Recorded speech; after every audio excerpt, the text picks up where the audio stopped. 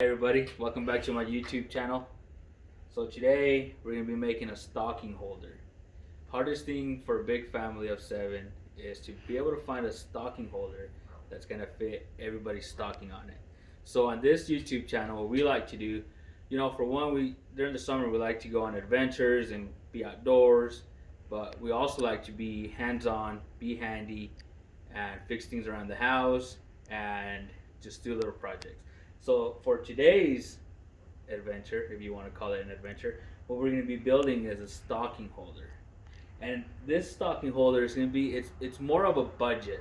It's on a budget. You're not going to go and you're not going to be spending a whole lot of money on it. Shoot, you could even build it with some stuff that you might have laying around your house. You might already have this kind of stuff, right? So here's what we're going to do. I'm going to give you a quick little rundown on how to build this stocking holder, and you can customize it to however you want. You can do whatever you can put whatever you want to put on it. It's a good project you can do with your kids, and it's something that you can build with the kids, and you can put it up every year and take it down, and you build memories. And as the kids get older, they'll be able to remember, oh, I remember when I built this with my dad or my mom. And that's what's cool about the holidays, right? You get to start your own traditions, and the kids will remember this. So anyways, here we go. So what we're gonna do today, so today we have this pine. It's a piece of pine. I actually bought this at my local hardware store. I had a couple pieces laying around here somewhere, but they were just too small for what I needed. So, okay, so here we go. So this piece of pine here, I actually ripped it from this board here. As you can see, this board here, it's a 3/4 by 12 inches wide, and it was 8 feet long. So what I did, I ripped it on this table saw. And you don't have to have a table saw. You can do it.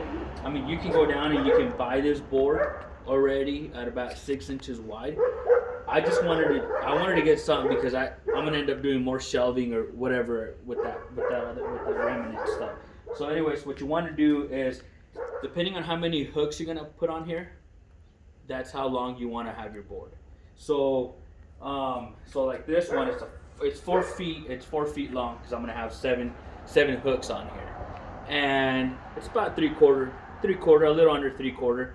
So what we're gonna do first, what you want to do first is sand it, because Vincent, if you come in here a little closer, please, you can see how you have this sap. It's sap. You want to get rid of that, right? So you want to get rid of that. You want to get rid of any little imperfections that you might have on this board. So what you want to do is you want to sand it. I have a palm sander here. You don't even need one of these. You can go down to your store. You can get a sanding block like this with some sandpaper on it and just sand it. What you want to do is just be able to scuff it up and take some of any of this grime off of it.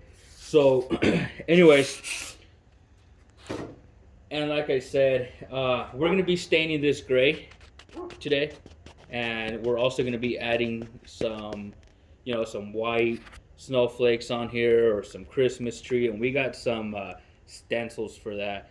And so we're going to be using this penetrating stain. It's a wood finish, and like I said, you don't have to stain it. You can paint it if you want to paint it. Basically, this is just to give you an idea of how to make a stocking holder. So okay, so that's what we're gonna do. So we're gonna go ahead and sand this down. I'm not gonna go through the whole process of it, but I'm just gonna show you. When you sand, you want to go with the grain. That way you get a nicer finish. So what we're gonna do, we're gonna sand it. Once that's sanded down, we're gonna go ahead and we're gonna apply the stain on it. So the stain, what you want to do is you want to grab the stain, you want to put the stain on it, and you want to let it sit for a bit. And then you can come down and you want to wipe it. And if you want it darker, then you're going to go ahead and leave it on there a little longer. And then you can come and wipe it, or you can add a second coat after the first one. So once we do that, then we're going to go inside, and you're going to see a little bit more steps that I've already taken, but I'll go ahead and explain it to you when we're inside. So, okay, let's go ahead and go inside. And like I said, I'm gonna go ahead and stain it. I'm gonna go ahead and sand it, stain it, get it ready for us to put our hooks on it. and we'll go inside. It's a little chilly out here today, so we don't want to be spending too much time out here. All right, everybody, so we're back, and as you can see, I already went ahead and I drew some stencils on here. You know, pretty basic, just some little snowflakes that we got in our stencil package. And you can pick a stencil package up like this at Walmart. I think we picked this one up for like $3, if that, maybe like $2.50. But anyways, you don't need a whole lot when you do these stencils. All you need is, while you're there, you might as well pick up this paint here. It's like an all-purpose paint, pretty much. So yeah, what you want to do is you want to grab your stencils, put them down, and make sure that's where you want it. Go ahead and make sure they stay firm down, because if they don't stay firm down, what will happen, you'll get paint underneath the stencil, and you'll end up making, a lot of them will come out kind of blotchy. You can see how that kind of happened to me here in a few spots, but it ain't no big deal. This is just a quick little project we're working on today. And then we used a Christmas tree. Kids decided they wanted some Christmas trees on it, so we went ahead and put some Christmas trees on it. Yeah, so anyways, so these are the hooks that we bought. They're like coat hooks, and they sell them in a pack. It's like a pack of 6. So here's 6 of them, but I needed 7, so luckily I had another one laying around. If you look at it, it looks a little different. Maybe, I don't know, maybe it's just me. But anyways, here's the board. And so then in order to hang it up, I actually got these hangers here. I actually picked these up at the store too. These are for like picture frames. And they actually do a really good job of securing this on the wall. And what I actually did, stocking holders, they can get pretty heavy depending on you know, how much stuff you're gonna be putting on it. But so just a tip, what you want to do is get yourself a stud finder, and you want to space out your hangers here according to your studs, and you want to find center. See, you can see how I put a reference mark here. You want to try to center them as much as possible, as possible as you can. And then once you center those and you find your studs, go ahead and drill your screws into the wall. And you also want to use a level, make sure that way it's nice and level and it looks good. So what we're gonna do, I've already done that. I already done those steps. So what we're gonna do, not that this is pretty much complete now, but you know, you want to space them out. Try to space them out as evenly as you possibly can. And obviously, you just take the length of your board and you want to divide it by however many hangers you're gonna have. It doesn't have to be perfect. You probably wouldn't even be able to tell. But and then when you put these hooks on it, same thing. It's easy. What I did, I just grabbed the line. This board is 5 inches wide. So what I did is I measured 2.5 inches to center, and I just drew a line on here very lightly so that you wouldn't be able to see it. And then I rested the top of these right on that line, and so I knew that they were all going to be pretty evenly and level to that line. And like I said, it looks nicer. It looks like you put a little bit of attention to detail. But anyways, what we're gonna go ahead and do is we're gonna go ahead and hang it up, and I'll hang up the stockings while I'm doing that. So anyways, we walk over here. House is a little dirty. Don't mind it. So you can see why I chose this gray.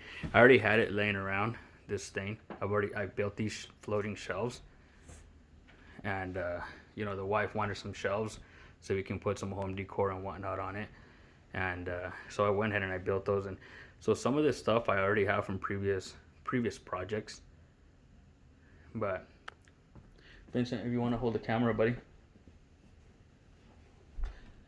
Oh, this is Vincent, by the way. He's my helper. Him and I, we do a lot of projects together, and he'll either be recording me or I'll record him.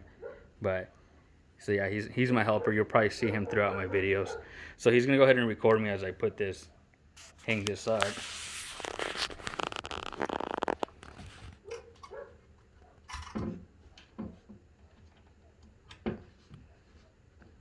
There it is, just like that. There's not, it's pretty simple, but yeah, it looks nice. I really like using these style of hooks here, just because they're fairly inexpensive. I think I picked these up for like $6, but they look good, and at the same time you kind of want it to look nice. So anyways, I'm gonna go ahead and grab my stockings.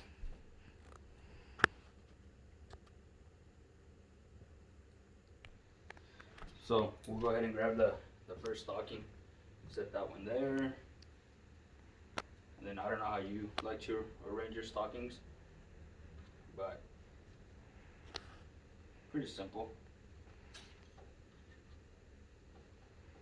Gotta have stockings for the twins.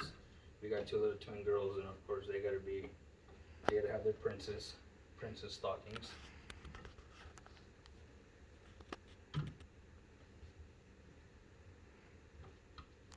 There it is, guys.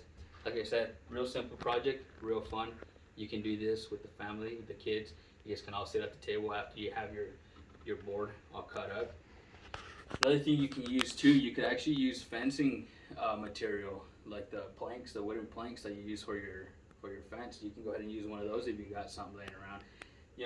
The cool thing about these projects is that you want to be able to keep it simple yet inexpensive, and it looks good. And like I said, you get to build memories with your family. And now you have a good hanger here that you can actually take it off during the summer or put it away when Christmas is over. And then once you can put it back up. But anyways, so this is it. Hope you guys enjoyed this video.